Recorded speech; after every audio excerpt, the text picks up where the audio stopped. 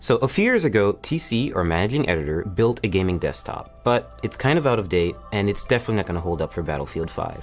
So let's build a new one. Okay, how they get the Steve Urkel to build a computer? Man, he does not age at all. Must be an Asian Chinese secret. Speed up your rig with the Toshiba OCZ TR200 SSD. Experience ultra-fast performance packaged in a slim 2.5-inch form factor using 64-layer 3D NAND flash memory. Now available in 240, 480, and 960 gig capacities. Click on the link below for more info. Okay, I know I'm not the best PC builder, you know, but Kyle teach me many things, and I come a wrong way. So today, I take a look at this video from The Verge, how we build $2,000 gaming PC. And I watch video and give my 2 cents, right, Jay? So here we go. Let's see what they have installed. You can build a gaming desktop for around $1,000, but I want to go all out, so I spent around $2,000. PC like this is going to be able to play. He spent the $2,000. No, he spent the $2,000 on the Verge credit card. He don't have $2,000. Look at that cheap shit. Not even Louis Vuitton. What do you need to build a desktop? Well, of course, first you need a table. Preferably not. Oh, you need a table to build a PC. I thought you could build it in mid-air. Go build in the sky, maybe, on the crowd. If it's going to be metal, have an anti-static working surface layered on top of it, a thermal paste applicator, an Allen wrench, some tweezers to tighten up the wires, a Swiss... Wait, did he just call those tweezers? Did he just call those tweezers? That's a zip tie.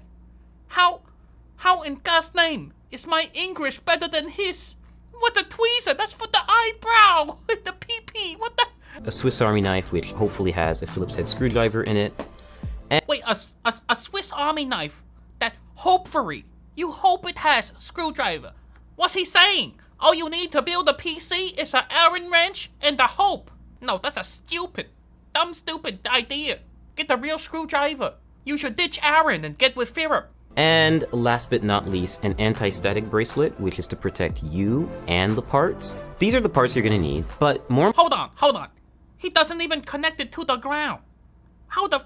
What? It's not a wireless wristband, that's a Riv-Strong bracelet. He not fighting static, he fighting cancer. Some notes about installing motherboards, they're really delicate, you should be really careful with them. And screw in with confidence, but also don't screw in too hard, otherwise... Screw in with confidence. I like his style. Pay close attention to the brace that goes at the back of the computer. You always have to make sure that... The brace! That's not a brace. Brace for your arm, for your teeth. That's an I.O. shield. His English so bad. So bad English. It's pretty fast RAM. It's 2,666 megahertz, I believe. That's so not it's that pretty fast. I can run at 3,200 megahertz. So once you hear that solid clasp and you don't see the gold connectors on the side anymore, that's when you know the RAM is in. Step 3, we're going to install... Hold on! He installed the memory incorrect. They side by side. They should be spaced out for that motherboard. I look at the manual. That's the wrong way. Speaking of the memory, I wish I could erase this one. I chose this format of solid-state drive so that I could input it into the motherboard without having to worry about extra wires or putting it in a separate part of the case and just getting really messy. That's true. You don't want another thing that you can mess up. And you're going to line this bracket with the back-end bracket of your PC So many case. Bracket now, everywhere. Which lane Bracket and you braces. choose. So all you have to do is take the brick and make sure that you align it with these little insulating pads so the power supply doesn't short circuit and come into contact with the rest of the system. What? So, what? Insulation pad! Those are vibration pads so the power supply doesn't rattle around, make a lot of noise. It's not going to shock you. Plus you have your Riv-Strong bracelet on it. You don't have to worry. Oh my god, if Kyle were here right now, he would shit his pants. slide it in nice and easy until you have a snug fit, and then... No, don't do that! You're going to shock and short-circuit the power supply in case! Always be sure to try to place... Hold on 1 second here. Go back. Always be sure to try to... Look at that, you can tell there's no fan installed on the radiator. He just mounted the radiator before the fan. The fan cannot go on top of the case. This case does not support it that way. How he gonna mount the fan later? I don't know. Then again, how am I even surprised at this point? But in this case, no pun intended, it fits in perfectly. So there's nothing special about this screwing in process. They're just really long screws because they go through the entire frame of the cooler. He used the wrong screw. He should use the small one. Those wrong screw for when you have the fan on the same side. He going to drill holes into the heatsink of the radiator. Oh my goodness. My family in China who made this product cringing so hard right now. And they take forever. They take forever because you get up. In this case, you need to match those cables with the correct descriptions on the power supply. Typically, you want to put the cables in the power supply first. Some cases, very difficult to put it in after the fact. He got lucky he has a nice case. We're installing the CPU, the heart of the computer or the brain, depending on how you look at it. So to do this, we're just going to remove the plastic covering that they put on the motherboard. We're just going to take this little plastic part out. Don't break it. Toss that out of here. Don't throw that away. That's important. Now you might need that later. Exposed CPU holder, or rather slot. CPU holder or slot. It's called a socket, my friend. You don't put it in the socket.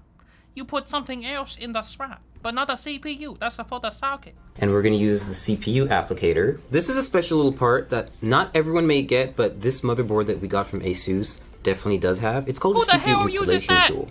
It makes it really useful if you want to install a Core i7 hexa-core CPU. Yeah, we've got one, and it's an 8th generation chip. Yeah, and we got one. Super exclusive.